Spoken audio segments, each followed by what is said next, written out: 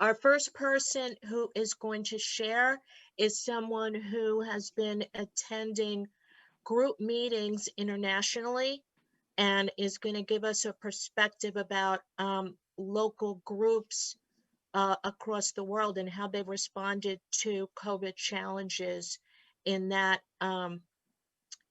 way. So the first person who's going to share for us right now is Des. Here we go. I'm Addict Ninja.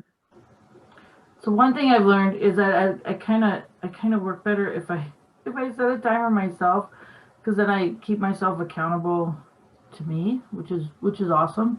So anyways, what happened, what my experience with attending meetings at the group level internationally happened because I'm the current RD for Wisconsin. If anybody's watched us on the news, we haven't really had any rules on lockdown or anything else. And I had to, for health reasons,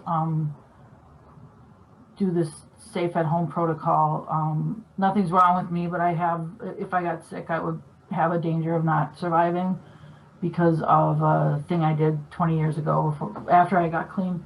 But anyways, so I chose to continue to participate in meetings in my region, but then the meetings in my region started to open up very quickly, and I wanted to find meetings that were available to me and stable. So what happened is I got involved with a group of other addicts out of India and Malaysia and the Philippines, and they have had a very huge impact on teaching me about group service in a third world country and how different it is, and just the things that we have to think about.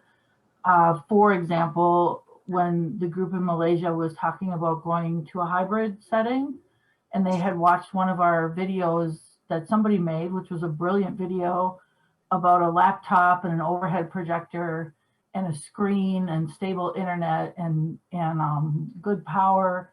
And they said, what if we can't do that? Can we not have a hybrid meeting? And I said, well, not necessarily, and we talked about different ways that they could have a solution, and they chose to go with a Lazy Susan and a smartphone, and it worked for them, and it wasn't perfect, and it wasn't the best thing, but it was what they could do. And so my experience has been a lot of being creative with what their solutions are, and being accepting of whatever solution that a group has. And I just feel privileged and honored that I've been allowed to be within their sacred space and to be a part of, what's going on. The other experience I had is with the women, the international women. I'm a woman from Wisconsin, all of my recovery from the United States. So I don't know what it's like exactly to go to a meeting and be told I'm not allowed to speak because there's not another woman there, or to be told that my message isn't important because, it's not my time to share. And but what the women did, like the women in India, they started a meeting, Skype meeting about 3 years ago. And then when the pandemic happened, they transformed over to Zoom, and they started to get attraction from women from all over the world, from the International Fellowship of Women. And they started to find an ability to have a group and to have trusted servants and to have positions and to allow themselves to have a voice and to become like members of NA in their own meeting. And that's been really awesome to watch, and to watch them take ownership over who's going to chair, who's going to, what Zoom account are we going to use? Like the simplest questions. We don't want to use a personal account. Like they're very capable and very knowledgeable of the group booklet and the guide to local services. And they are very, very well able to read all of that and experience all of that, and very respectful. And I think the really cool experience for me is that it's very welcoming and very open. And at first I thought, well, maybe I don't really belong in these meetings because I'm not living over there. But the thing that I've learned is that globally and at a group level, the pandemic has more or less made us all very equal and very accessible to one another. And the groups have really flourished in that, I believe.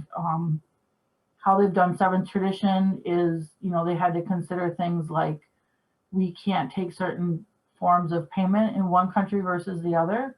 And they've had to be creative about that too. I guess there's not a cookie cutter approach to how Narcotics Anonymous groups function and how they go forward. But there is, just being kind to each other and being open to each other and allowing the growth to happen. A really important thing that groups have done, that I've done in my own home group and other groups, is to always have that greeter position in the virtual world, so that when somebody comes into a Zoom or a other virtual meeting and they haven't been there before, to have one specific person reach out to them individually and say, hey, I haven't seen you here before. Do you need help with anything? Do you need answers to anything? And that's pretty cool, instead of just expecting people to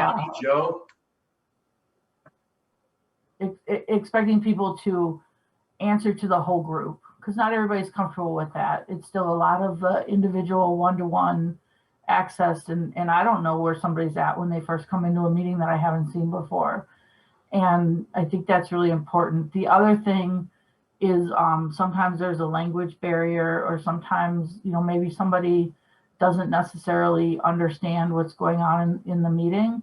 And I've watched groups be able to use a translation of sorts, whether they're translating into the chat or allowing other people to just say, it's okay, speak in whatever language you're comfortable with, and we'll do the language of the heart, and we'll make sure, to provide that and let everybody be aware of that. So I feel like before March of this year, I had some international experience with Narcotics Anonymous, but I feel like now I've had a different experience with Narcotics Anonymous on the group level. And I'm really grateful and honored to have been privileged to be a part of that. And I would encourage anybody, even in my own region, you can ask anybody from Wisconsin.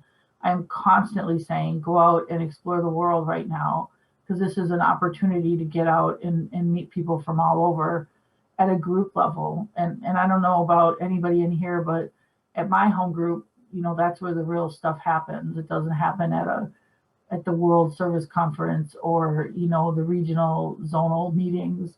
Like, the gut level sharing happens in my home group. And I'm very, very grateful that I've been able to be a part of that. And that I haven't felt the need to become a home group member of a group that had questions for me, because that's not appropriate either. Like, I have a home group, I don't need to join other groups, but I can just, help them out. And that's what people did for me. When I first started to get clean and I had questions, they just helped me out. They didn't take over, and they allowed me to learn and grow. And so I think, and the other challenge that I wanted to talk about, just a tiny challenge, is remembering that just because one person is comfortable going to a face-to-face meeting, it doesn't mean that the person who isn't comfortable going to a face-to-face meeting is wrong, or vice versa. Like, I've made a decision for myself to stay home and stay away from contact because of the consequences I could suffer. But that doesn't mean that that's the decision that everybody else is going to make. And it doesn't mean that I'm different or special. We're all making the decisions that are right for us. And we're all continuing to serve, the best way that we can. And right now, I'm the regional delegate of Wisconsin, and I haven't been to a face-to-face meeting since March 12th of 2020. And it may be some time before I go. And I've been very transparent with my area and any other service bodies that I serve on, that's where I'm at. And I've encouraged that to everybody that I've worked with, everybody that's asked me questions. So yeah, so I have about a minute left, so I'm going to wrap it up. But thank you so much for doing this workshop and doing this service, and just watching all the addicts come together for the sake of NA is brilliant. What did you mean by lazy Susan? You said they put it on a lazy Susan. What is that? So a Lazy Susan is a device that you put on a table and you maybe put condiments on it and it spins around. So you can like put, and I have a video that I'm making. I just got busy with this speaker jam because I tried to find people who weren't addicts to demonstrate it, to follow all the principles. So coming soon, a silly video, but it's like basically a platform that's a circle and you put your cell phone in it, like you stand it up on a prop and then your chairperson just like spins it. So if I'm sharing, it's in front of me. If the next person's sharing, they spin it to the front of them. And then the people who are hybriding in are able to see that group and they're able to be a part of. So, and it's worked really well. People are like, that's awesome. So No, that's helpful to explain that. And thank you so much.